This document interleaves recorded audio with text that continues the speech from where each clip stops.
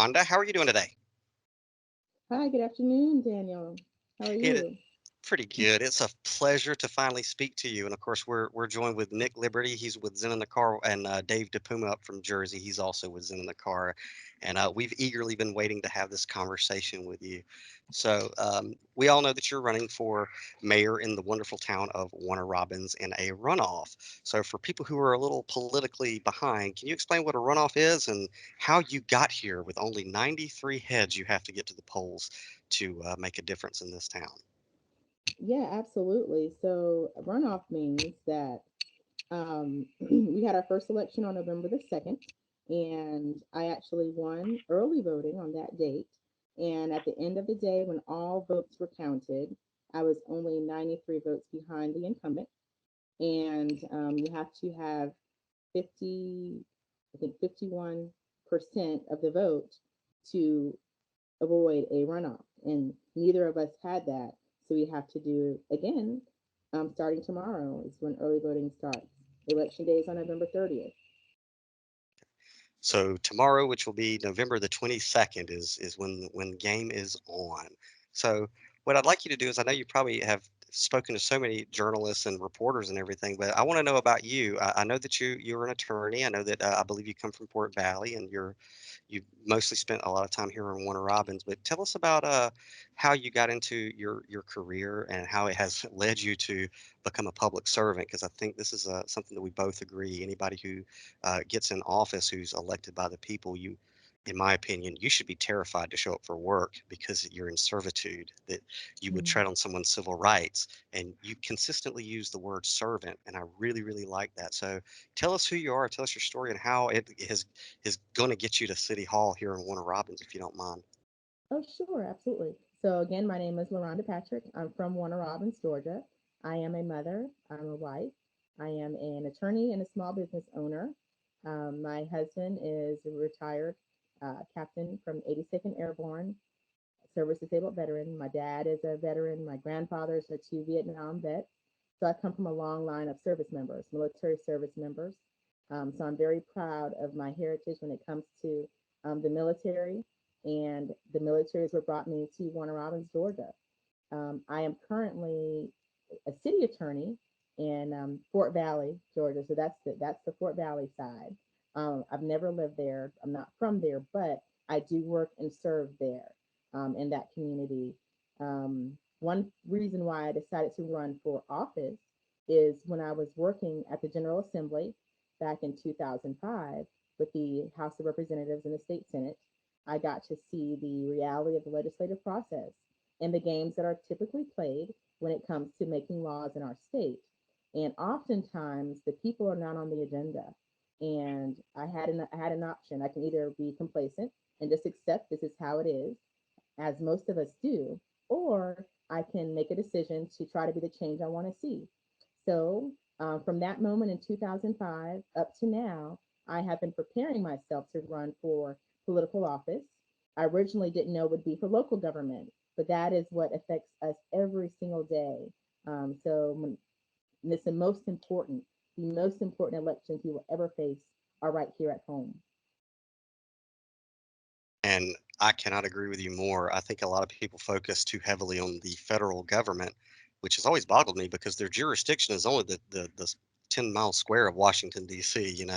Real effective change and growth and the security and liberty that we're supposed to be our birthright is done on a local level. But so I know exactly what you mean as far as the games that are played in politics and it being allowed to be done so through apathy. And a lot of people, myself, like a lot of people who are like me, constituents, it becomes overwhelming that government isn't listening. They're not listening to us, and it's a concern. And I know, and me and you've had a private discussion where we were getting to know each other, where I had told you I have been a political activist for a long time, and I had to hang my spurs up for quite a few years because of simply voicing my concerns and the concerns of the constituents here. What we really want them to listen to. They just didn't listen, and so I hung up my spurs because it did become like nobody's listening anymore. And then I started seeing your signs around town, and a few other people who I connect with in activist circles around here who were waving signs, and this spark of local activism just reignited. So I want to thank you for bringing me back to life for local activism. Oh, well, great. Uh, that it really, much to the chagrin of City Hall, I'm sure. Uh, but you said you were an attorney in Fort Valley. What type of an attorney are you? If I missed that. You said what type of attorney? So I currently practice municipal law because I am a city attorney and I'm a solicitor, but my background is corporate law and government procurement law. Okay. So I'm not gonna, I'm not gonna prejudge because you're a lawyer. We all know lawyer Hey, jokes, I'm, but I'm a good lawyer. I'm not a bad one. I believe it. I believe it. I'm So a you're, lawyer who is a public servant. How about that? how about that? That That's what we separates need. many of us. Yeah.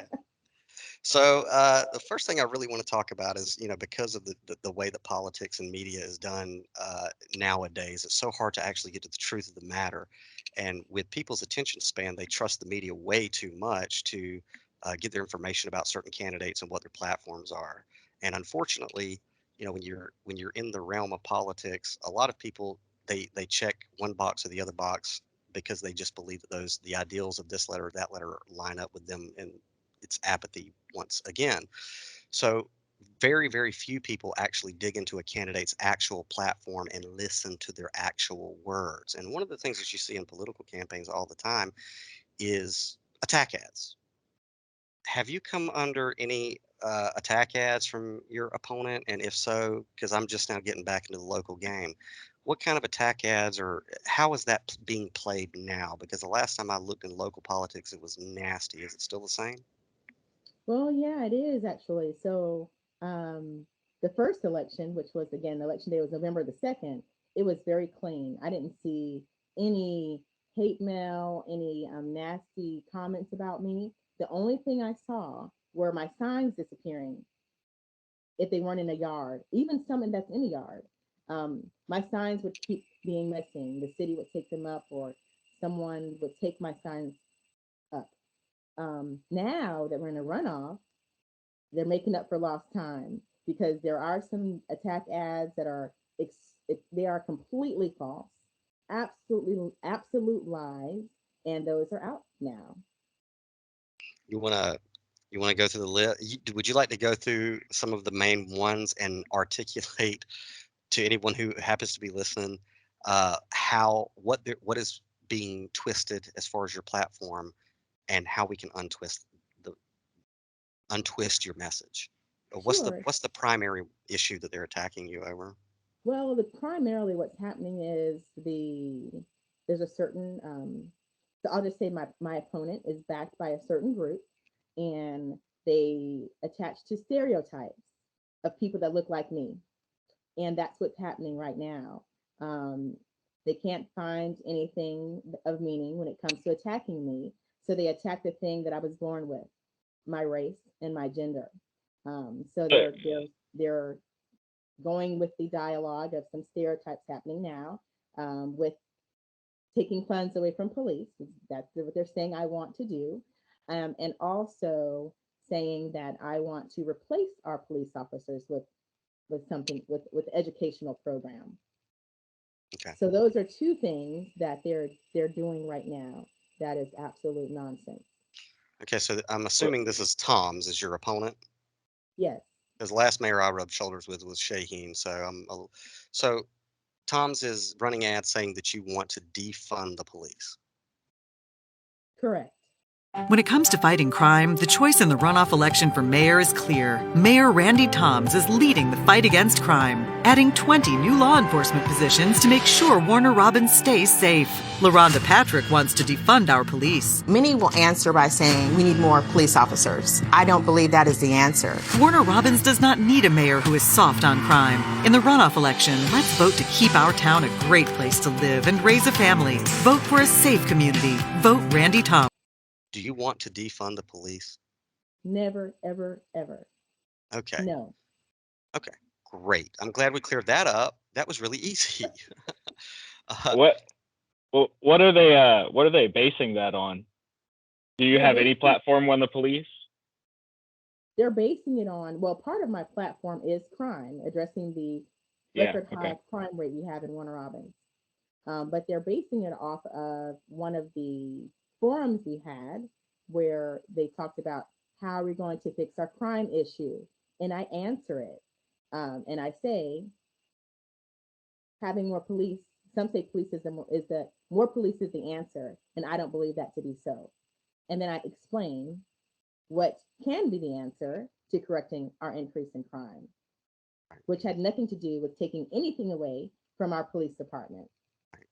So your philosophy of there is an alternative, better, and cost-effective way to address the issue of crime other than arming police to the teeth in violation of posse comitatus, they interpret that and spin that as defund the police.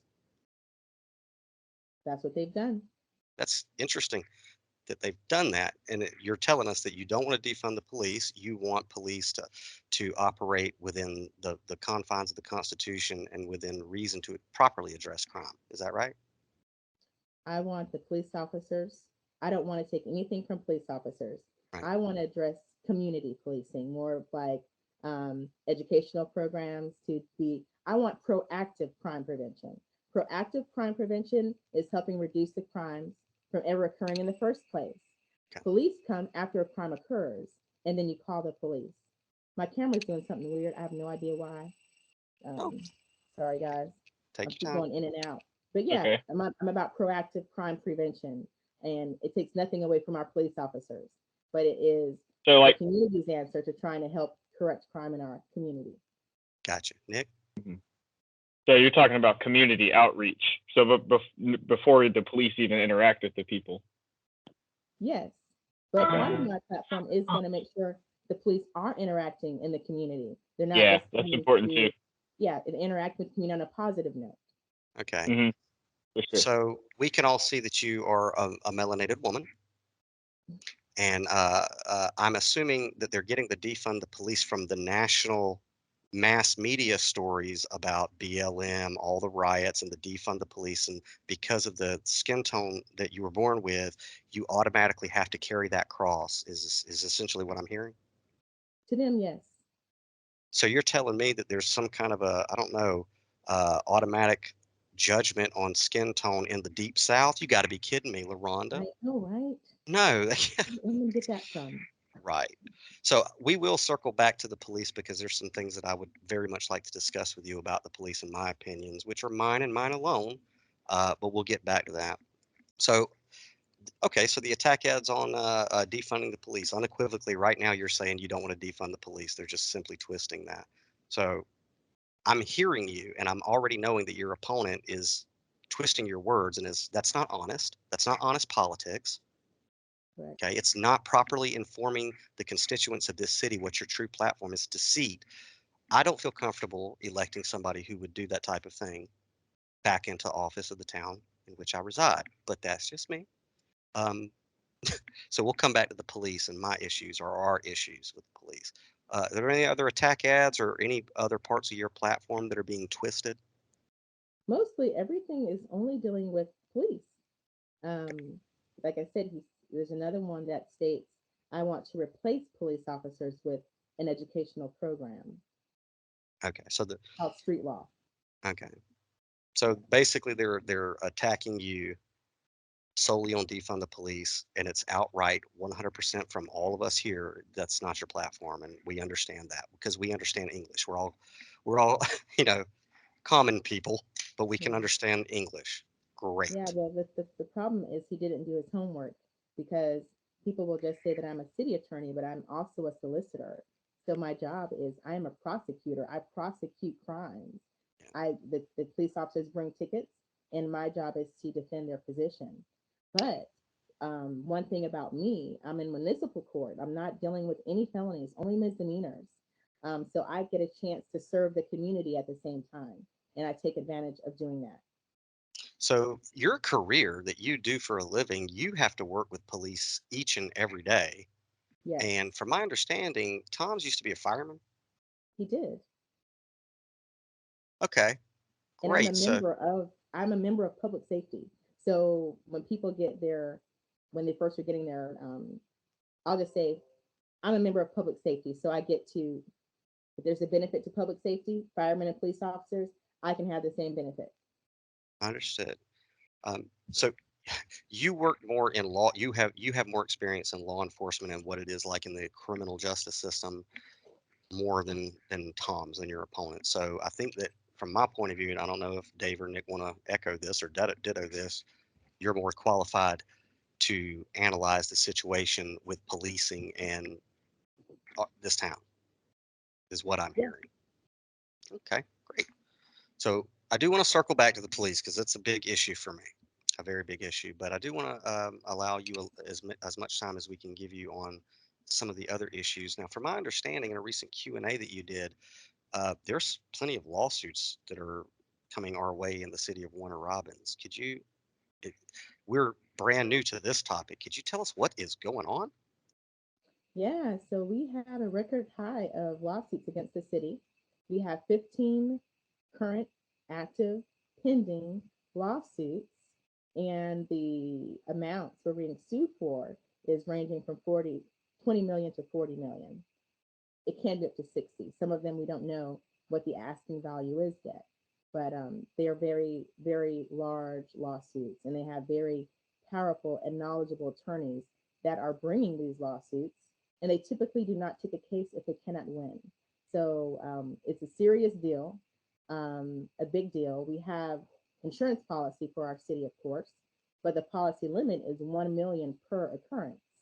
So we have 15 lawsuits. If any of them break 1 million, that we have to pay out. If we lose and we have to pay out more than $1 million, the insurance policy will cover the 1 million, and then the rest of the money will come from our taxpayers. Whoa. How Yeah, does that, because how will that work? the same way, if you have a vehicle and you get in an accident and your limit, your policy amount goes to 35,000, but the person that you injured, their injuries are in the 60,000s, and you lose, your insurance will cover the 35,000, and then they can go to your assets to get the rest of it. So The if same these thing with our city. So if these lawsuits come through and they lose, which there's a lot of arrows coming at them, how does it roll to me and Nick as constituents, as taxpayers? Are all of our utilities, all of our taxes go up? Our taxes can go up. We can lose some of the property that the city owns. So it won't be directly coming to you or me or your family, but at the end, it's going to hurt us The community. because either we're going to have to, the city's going to have to write a check or send money to cover the other millions, which if we don't have it in our budget and we don't have the money to spend, how are we going to raise the money to pay the bill? Our taxes are going to go up, utilities might go up, whatever has to be done to satisfy that debt. Uh, what sort of lawsuits are being brought to the city of Warner Robins? Well, we have lawsuits that are for a breach of contract. A lot of them are contractually based. We'll sign a, or the current, my opponent will sign a contract, and then he won't do what the contract says you're supposed to do. So then the people sue. There's a lot of those. There are some for personnel matters, discrimination, race, gender. Those are there as well. Um, yeah. So, and then also, my opponent is named directly in many of those cases. So So the these city is lawsuits, named, but then also my opponent is also personally named. really? So all these lawsuits have happened under his administration? The majority have happened under his administration. Yes, over his Wow. 8-year term. Hey guys in Warner Robins, you should really go put this guy back in office so all of our Did taxes could go up. do they directly involve him? Do you know? Yes, Yeah. Yeah. especially the ones that directly name him. Um, Yeah. the ability to sue an elected official directly, it just happened within the last year. So the ones that happened prior to that may not name him because the law would not allow it to name him. But if it does name him, then there's a personal act that the person bringing the suit is saying that he himself did.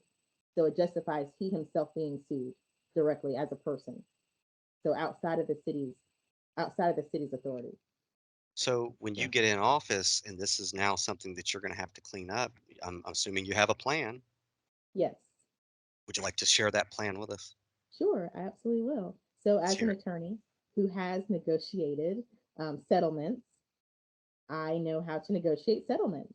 So that's what we're going to do. We're going to have a committee together whose job is to look at each and every one of these lawsuits and see what's the issue, when did it come on, what are the facts, what's the delay, what has the other side been communicating with us, have they made any offers for a settlement that we're just ignoring to pretend that these lawsuits don't exist.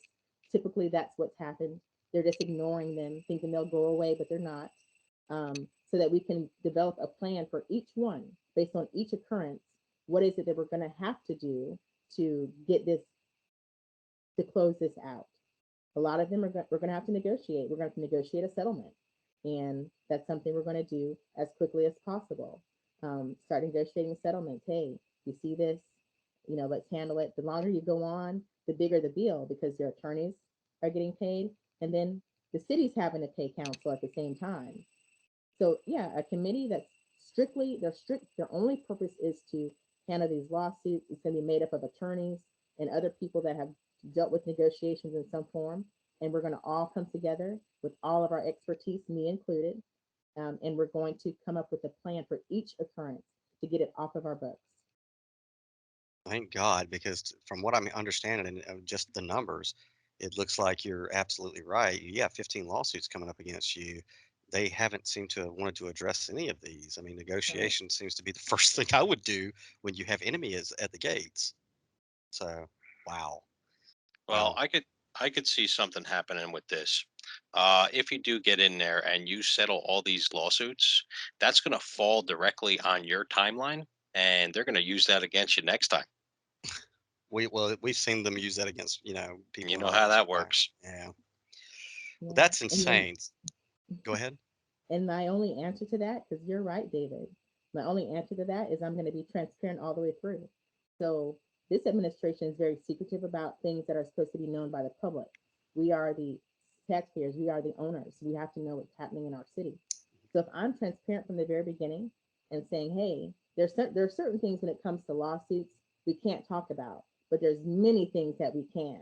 So as much as I can share, I will be sharing for each one so that the constituents will see, oh my gosh, this is terrible. All these things happen. So then when I say, okay, we have to reach a settlement, or they're gonna want $3 million, this everyone will already know exactly what's happening and why we're making the decisions we have to make.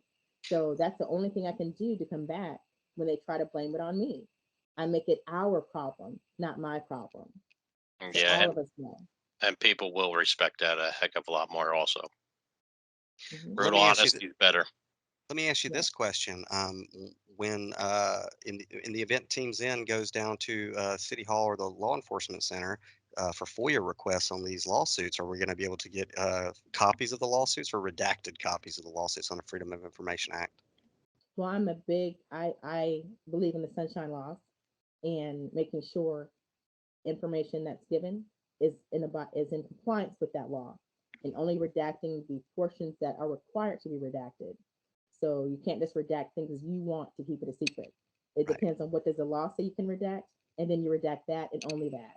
And we will be doing that. We will be making sure we're abiding by those laws when we're answering the open records request. Because I do Okay. not So want to get another lawsuit for right, for because we doing will that. we will Team Zen will be going to do several Freedom of Information requests on several of these issues that you're discussing. So if you're not able to speak about it, we can speak on your behalf with what we are able to get with those sunshine laws, which I'm very thankful for. Jason Patrick, who used to be on our team, he used to do something called Operation Simple Request, which is you need to go ask questions about every single penny that's spent, because they have to give it to us. And it's just, we have that resource in our community to know what's going on. And a lot of people don't know they have that access. But if people knew, there would be a lot more people who are involved in the community if they would just go down. Operation Simple Request. If you have any question about what's going on in your community about any of these issues, Freedom of Information Act. So thank you for, and I like that about you, the transparency, and I can already tell that you're more transparent than any administration I have ever interacted with in this town, and I've lived here for the majority of my life. And so thank you, LaRhonda, for that. Thank you. Um, I appreciate it. So, one of the other things I want to talk about is my gas and utility rates in this town. Explain this situation to me and how you are going to fix this, or Yeah. how you're going to allow the city to come together to fix this. Because I don't believe politicians are saviors, and I know you don't believe that either. You're a servant, so your job is to involve us, and so far you're doing a good job. But explain the nature of the gas and utility rates in this town, and what your administration is going to do in that area. Well, many people have come to me complaining about, being on a fixed income, elderly, for example, and they're having to go some nights when they're cold, or not use water as much for cooking or drinking or even bathing, because they don't understand the huge increase they're seeing in their utility bills. Um, the reason there's an increase is because my opponent has increased our utility rates 30% already, but we're not done. It'll be increasing every year for the next 5 years. That's something that they just voted on last summer, to increase our utility rates every year for the next 5 years. So at the end of the the approved utility rate increases, we will have a 60% increase in our utility bills for the city of Warner Robins. Where is their logic behind this? Well, Yeah, how'd they reason that? my opponent is quoted as saying that's the only way our city is going to make money, is because by of his raising our lawsuits. utility rates. That's the only, yeah, economics is a good thing to learn. Uh, I so agree with you. raise all your utilities, raise all your property taxes, so that the people who are living here find cheaper places to go. So okay, so that's how that works. You Yeah. right, LaRhonda. I think your odds are looking better every day. So Mm. uh, so I think we went over gas, utility rates, the property taxes here. The lawsuits is a whopper for me, so I'm certainly going to be getting some FOIA requests on that. Um, the idea of community, because this is something that all of us really agree with, is a lot of people who pay attention to politics, they do a set it and forget it. It's like team sports. Whenever election time comes around, it's rah rah rah, my team, my guy, your guy. They vote and then they stop paying attention. They don't hold who they put in office accountable. They don't uh, they don't assist the person. They think that we've just elected a leader, which is not what this country is about. It is about community. It is about making the community aware of what's going on and getting the community involved to invest in our town. And so, if you would, and I know I've heard you speak about some other areas that we can improve in Warner Robins, like parks and recreations, which I'd agree. It's lacking in what the youth can do in this town. And unfortunately, when you have that kind of an environment, what I'm seeing in this town in particular, which we'll get back to the police issue, is an epidemic of illicit drugs like methamphetamines here. Specifically in Warner Robins, it's ungodly, but we'll get back to that issue. But as far as involving the community in our town of Warner Robins again, what kind of ideas do you have? What kind of things do you need assistance with? What kind of visions do you have for making this a community again, especially after like 2 years of lockdown? Yeah, well, community is extremely important to me. All of us want a maximum quality of life that we can have inside Warner Robins. So that's why my slogan is community, transparency, legacy. Those three things. Community is making sure we do community development inside of our city. Warner Robins is a wonderful city, and but we don't have anything to show how much we interact with each other. We don't have a lot of opportunities to do so. We don't have community events like other cities have. We don't even have a Christmas parade anymore. We have the Fourth of July celebration, and that's really the only community event that we have in our city. The demand is there, the space is there. We just need the platform to do it. And quite frankly, many that have served us previously, they don't take community as a priority, but I do. Um, People do a lot of complaining about certain areas, how certain areas of the town may look. How simple and how awesome would it be if the city did a day of service? even if we did it quarterly, a day of service for our entire city where people come together and let's clean up our city. Let's do something helping out the homeless or whatever we have that we want to do. City workers, police officers, firemen, everyone included. We're going to do this as a city. So small things make a difference because at the end of the day, we are Warner Robins. We are each other's neighbors. We are each other's coworkers, teachers, etc. And we have to start acting like we are a family. And we are about public service because that's what elected officials are supposed to do. They're supposed to be about public service. So that's a way to make the community aware that this is how it's supposed to be done, and this is how we're going to do it. That's what I want to hear. And just out of curiosity, why don't we have a Christmas parade anymore? I don't know the reason. I don't know the real reason behind it. Yeah. I just knew that one year it was scheduled and bad weather came, it was canceled, and then it went over to Rigby's, which is in Kathleen area. So we lost our Christmas parade, but I look forward to us having it back and going right down Watson again. Yeah, it would be nice. Yeah, the only thing that now that I have thought about it, the only thing we do really celebrate is the Big Bang Boom or whatever it is in Tatnall Stadium. But it would be nice. I mean, when I first came back here to Warner Robins and I was very young, there was a lot of that activity in community, and just over the years, it's kind of went the way of the dodo. But Yeah. so I want to kind of let Nick and Dave, if you guys have any questions that you'd like to ask LaRhonda right now, go ahead before, because when I get on my rant about the nature of the police and the proper role, which is my opinion and mine alone, uh, I might eat up some time. But before I do that, I want to be polite and let Dave and Nick kind of have at it with you and let them pick your brain for a minute. Okay. Yeah, I think you touched on it really well. The community aspect of when you bring the community together, it lowers all, and the community interaction, it lowers all the crime and it lowers that probability, in my opinion. So I think that is a good pathway. I think you touched on it a little bit, but I wanted to go a little deeper into what made you switch to politics, switch to pursuing politics, and when did that switch happen? Okay. So the first time I had an interest in politics was when I was working at the Capitol, and I told that story. I was a political science pre-law major at Georgia State University, so I learned about politics. Yeah. When I saw it, that's what ignited my spark, my flame. But as far as what made me decide now was the time, was just seeing honestly how much our country is being divided because of the national politics. There's so much division going on right now, and it's so sad. Um, and then there are so many attacks within our state that our elected officials are doing on its own constituents.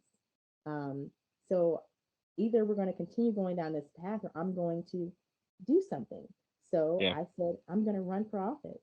And I'll tell you, as an adult, as an adult, when I realized the importance of elected officials in our lives at the local level, I started realizing, I've never even seen my city councilman outside of our city council meetings. Um, I've not seen them do anything community related inside our city. I haven't seen any of them.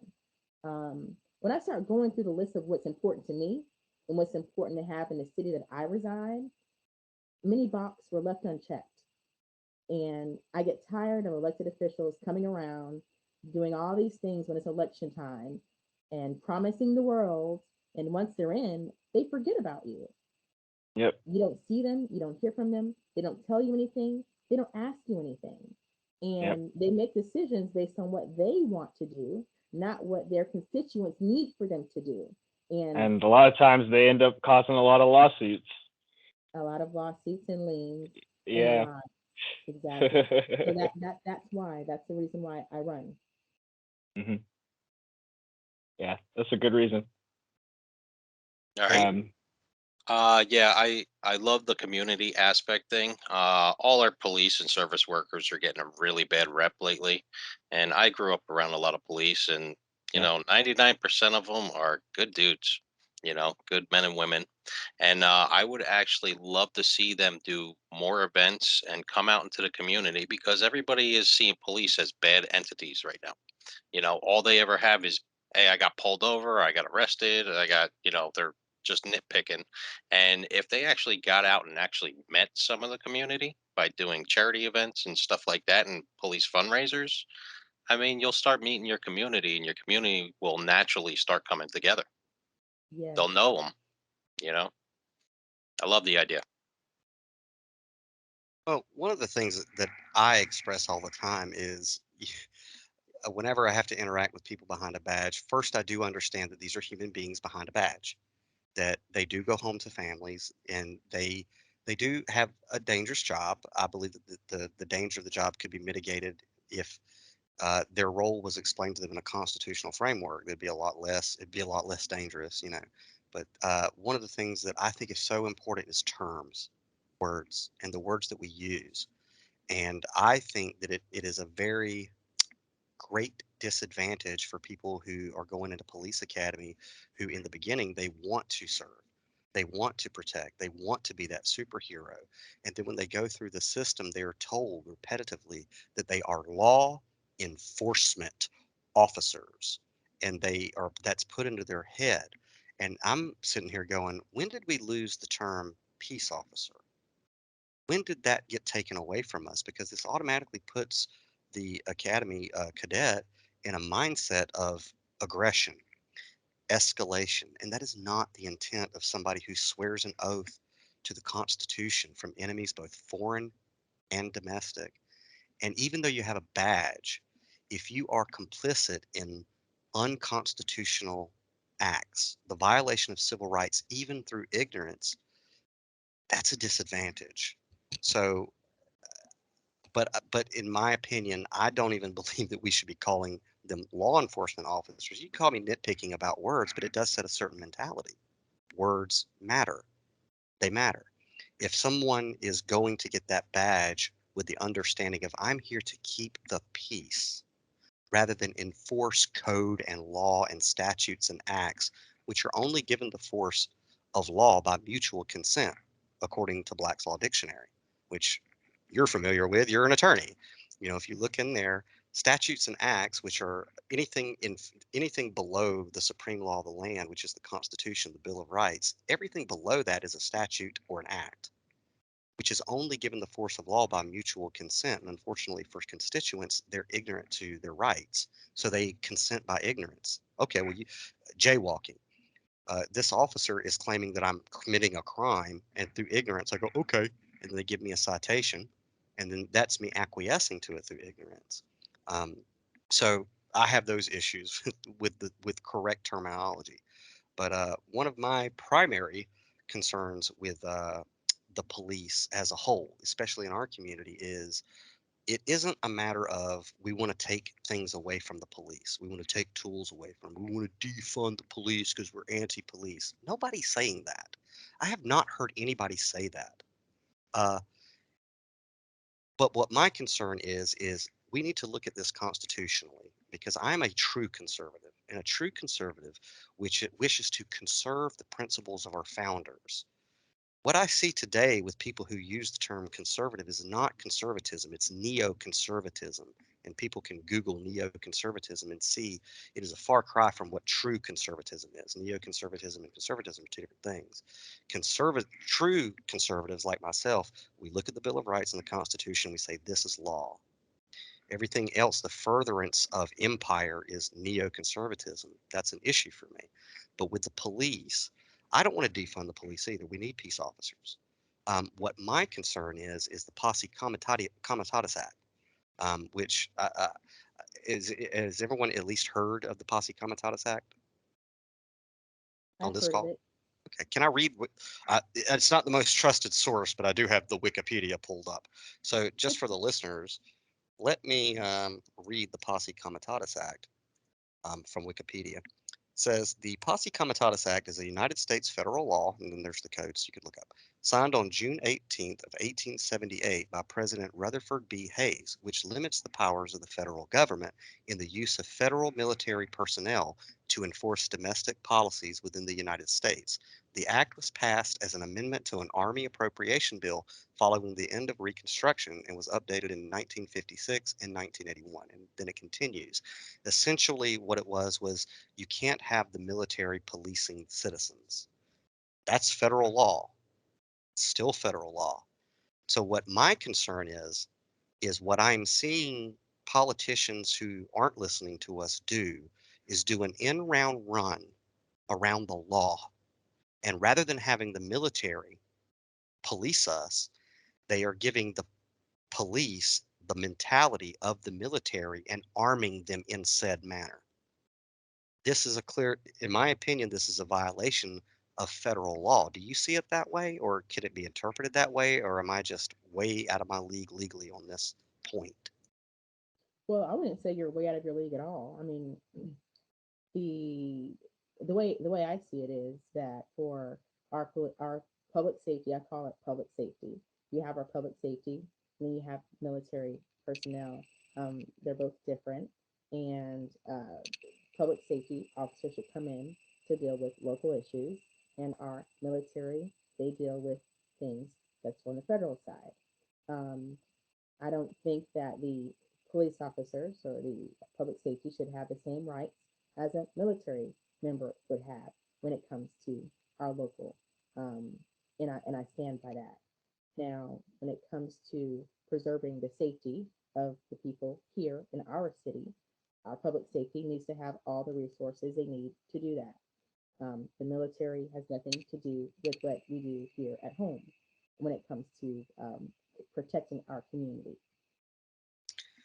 So, is it a concern for you? I know it's a concern for all of us when we see peace officers and they're indistinguishable from military officers in their gear, with the exception of maybe a blue badge or something. Is that a concern for you when we see peace officers that actually look like military? To me, because to me it You looks know, I don't like seeing that image. We've seen a lot of those images around, of course, what's happening at the national level. We're seeing in various cities. You're seeing military called in to to do their thing for local issues. You're seeing our public safety dressed up in the same gear that our military use when they're going to war yeah. abroad. And I don't like seeing that image. Um, and I would love to see that handled in another way. Because to me, as somebody who favors history, it it's weird. History does repeat itself. When I see my the peace officers in this town who are my employees, when I see them looking like the military, it just to me reminds me of the days before 1776 when the British military would police the colonists, Wasn't right then. I mean, that's what the whole revolution was about. It's so strange. We pledge allegiance to the flag. This is supposed to be a very patriotic town, but so very few people know their history of what this country was about, and we're starting to repeat it. Um, Now, this is an issue. This is a pet issue of mine that you may not or may be aware of, but I want to discuss it with you and get your take on it. Okay. And this is a personal issue with me. Of course, I'm a published author and I'm an activist and a journalist, and we've been running zeninthecar.com for, oh, well, over a decade now. And the goal of it was to peaceably inject ourselves into local politics to bring the idea of freedom and liberty in the Constitution back into local government. We at the time, of course, it was a different crew at the time, way back when, but we at the time we wanted to get involved in this community. And at the time, Shaheen was mayor. One of the things that hit our radar was at the time back in 2012, 2013, the city council, that administration put before the city to vote on a $250,000 allotment for something that they called a rescue vehicle. Um, that sounds great. And most of the city council members thought it was great. Sure, a rescue vehicle, we need that. That's for the community. However, anyone who has an internet connection now can actually Google Linco Bearcat. which is the machine that this town purchased. And I don't know if you've Googled it, LaRhonda. Nick, have you seen this thing? Yeah, it's pretty badass. Yeah, Dave, have you seen one of these Lenco Bearcats? The Lenco Bearcats, a Bearcat even stands for ballistic something something or other. This is an assault tank. It was pitched to the city back then as a rescue vehicle, but this is clearly an assault tank. This concerned us even further because of posse comitatus. And so we went to City Hall to address the mayor and city council and the people of Warner Robins about this. We, of course, we filmed it and we aired it on YouTube. And we simply went to ask questions about our fear of escalation of violence between police. Because at the time, back in 2012, 2013, there were it was so many people getting killed by police. It still happens, but for warrantless searches, midnight knocks in the middle of confidential informants that were just with shady information. Uh, and with the Department of Homeland Security, with the threat fusion centers stating in the NDAA of 2012 that the definition of a domestic terrorist is extended to people who mention the Constitution more than twice in a conversation, people with Ron Paul bumper stickers, people with Levi blue jeans. I don't know if you know that, and conservative Christians. This is a few in the National Defense Authorization Act of 2012. So essentially, it broadened what a domestic terrorist could be to anybody, right? And so, you know, we went down to go, hey, we live in a republic and we don't want to see our police become military. And you guys are telling us this is a rescue vehicle. You're telling all these people this is a rescue vehicle. This is an assault tank. You're outright lying to the people of Warner Robins for what we're going to have to pay for, not just the $250,000, but the maintenance of this vehicle, the training of the operators of this vehicle. I mean, anytime they take it out. Um, as a result of us expressing our concerns as constituents, we came under extremely heavy persecution by City Hall. Before I go any further, what is your opinion on people like me who, and I agree, my views and my positions with politics is extreme. I believe that the 10 Amendments are still the supreme law of the land. That's an extreme point of view. Should people like us fear going to City Hall to bring these concerns to them? I mean, and if, or excuse me, when you get in office, am I going to have to be scared that I'm going to get all these weird warnings in my police jacket just for expressing my First Amendment in your administration? Talk about that. Talk about how previous administrations have made it impossible for people who really want to get involved to have a voice with them without threat and duress. Well, as mayor and also council, our job is to represent every constituent, every constituent. It doesn't matter their ethnicity, their gender, their political affiliations. None of that should ever make us turn someone away. I stand by that completely. As a minority, double minority, I know what it's like to be discriminated against by someone based on some way you identify. So that's number one.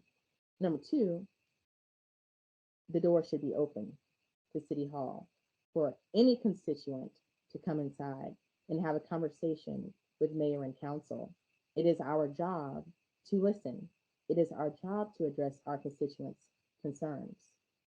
Number three, there is a manner in which to accept people in to have these kinds of conversations.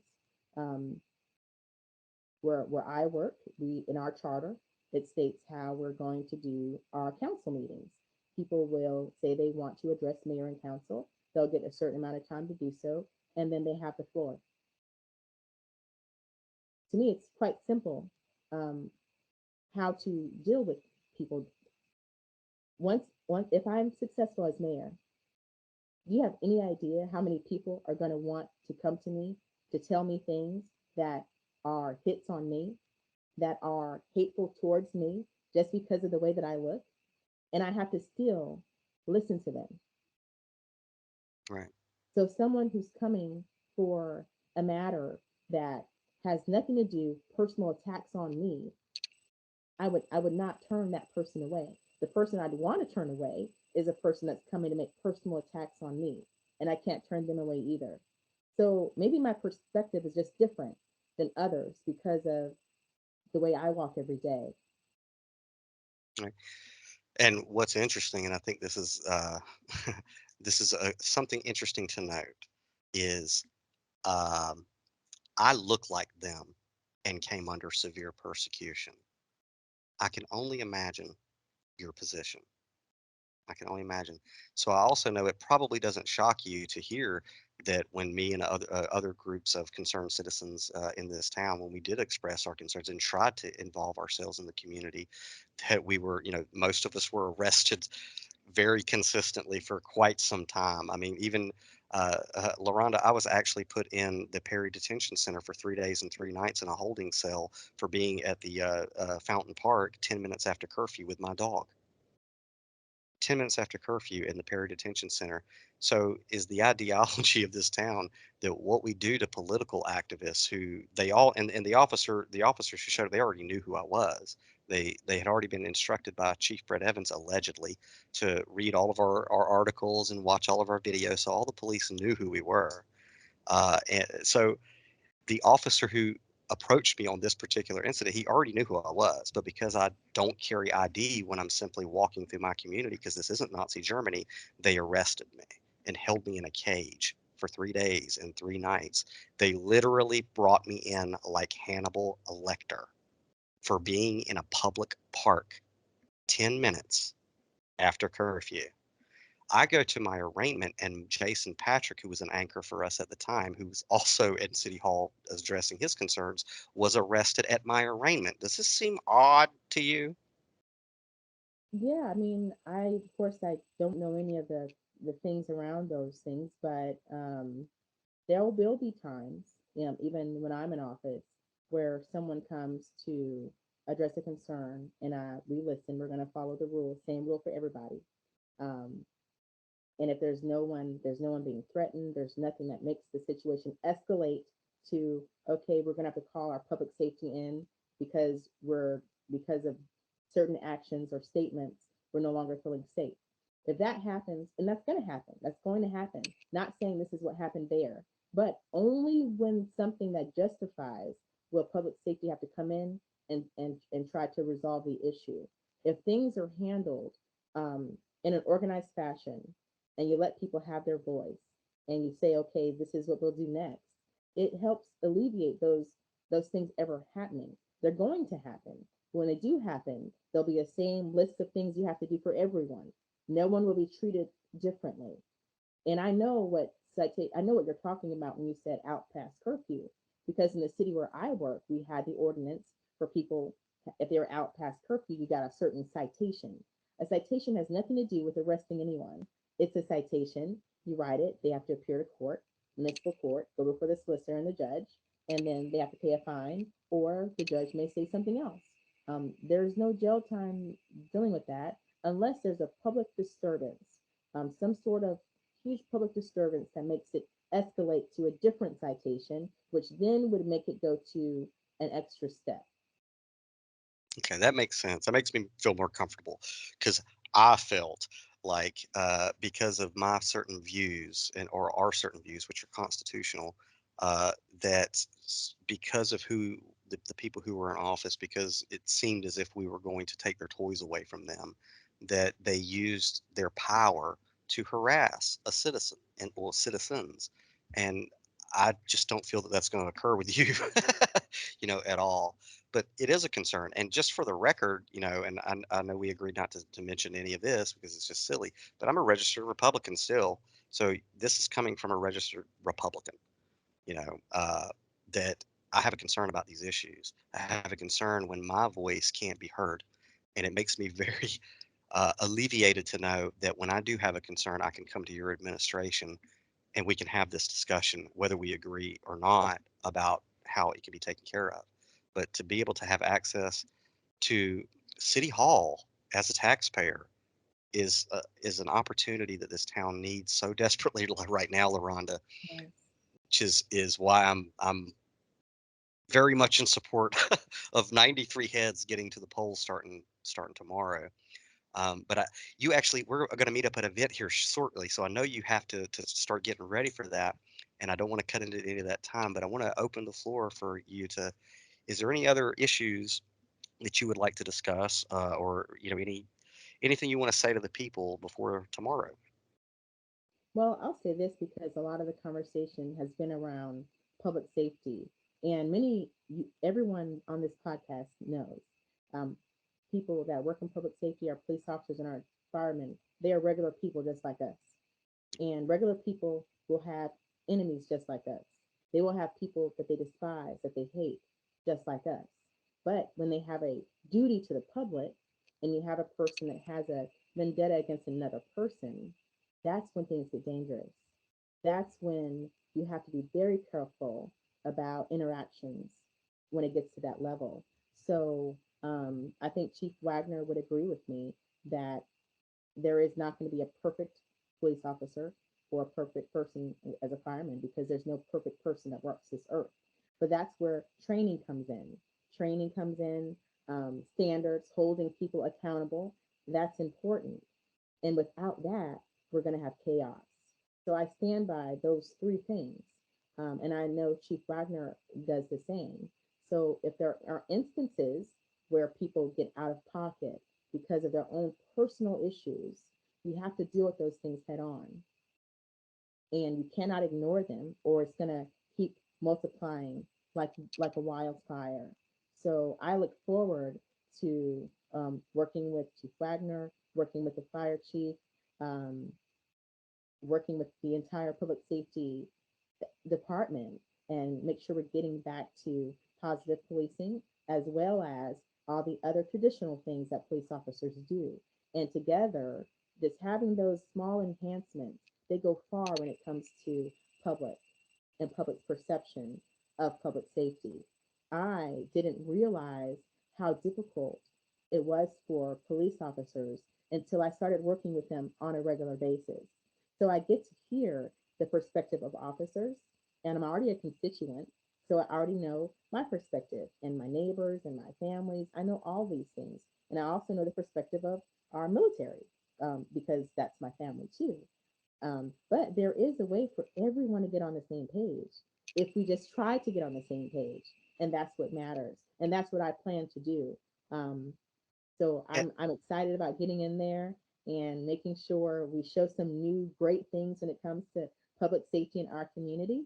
And I look forward to, seeing you all again, and you all coming in and expressing whatever concerns you have, just like I would do for any other constituent that comes into the door.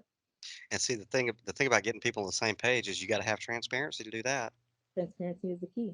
And I'm telling people right now, as a constituent, and Nick is a constituent also, in this town for Yeah. at least the past decade, there has been no transparency, none. I know. I actually called for open records request. City, I called City Hall for open records request over something that was so simple. I didn't ask about any money, any budgets. I only asked about a position. And do you know, I got two calls saying I have City Hall going crazy. And I was like, but why? All I did was Wow. ask for this thing. And they were like, they're trying to figure out, are you a reporter? Are you an investigator? Are you with the federal government? They're trying to see who is LaRhonda Patrick. And they're like What do scrambling. they need to And I was know? like, this was before I ever said I was going to run for office, but it was this year. It was this year. And it was crazy. So when I didn't get what I Yeah. wanted, I knew the rules because I have to enforce it as an attorney, especially practicing municipal law. I called back in 3 days and I was like, hey, I'm just calling to check the status of my request. And they said, well, they said something. So then I quoted what the law said. The law says this, like these are the things that you have to give us if you ask. So I'm just asking again, can I have what I requested for? So they eventually got it to me, but why did I have to go through all of that? And had I not been an attorney who knows what the law says and practices it on a regular basis, then I would have just been like, oh, I guess I can't get the answer that I'm entitled to. How many people has that happened to?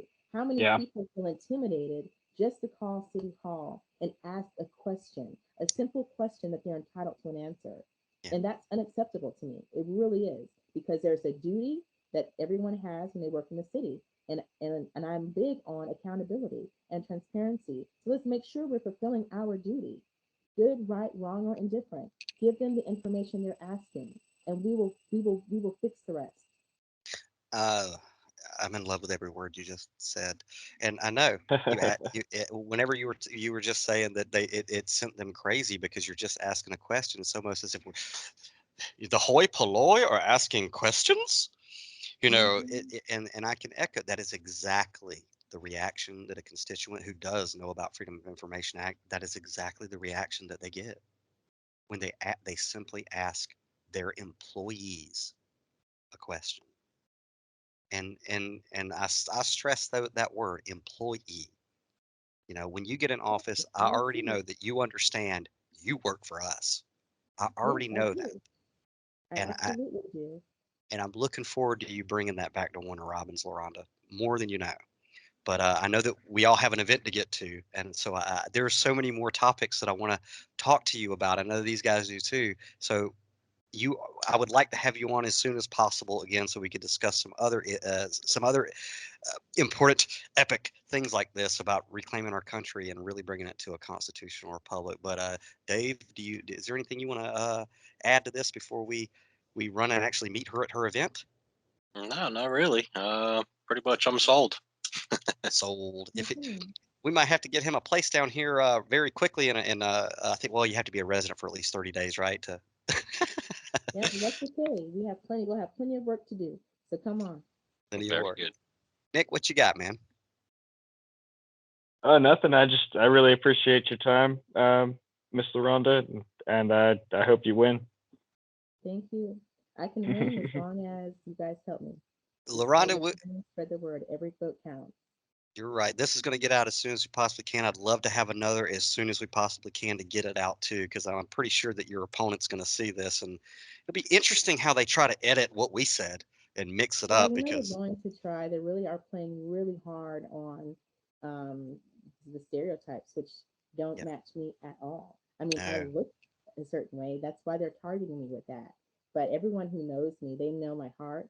They know I'm a public servant, and they know I am. And I'm going to say this: I am a Christian, and we have certain values and principles that we were taught to do. And some Yeah. people will proclaim to be a certain position in a religious organization, yet they go forward and they like to hide behind scriptures and lie. And right. I don't respect people like that. Um, but Hmm. that's what we're dealing with. Right. And you're talking to an ordained minister, and I'll close out with this, but I believe it might be Hezekiah, but I know it's the Old Testament for sure.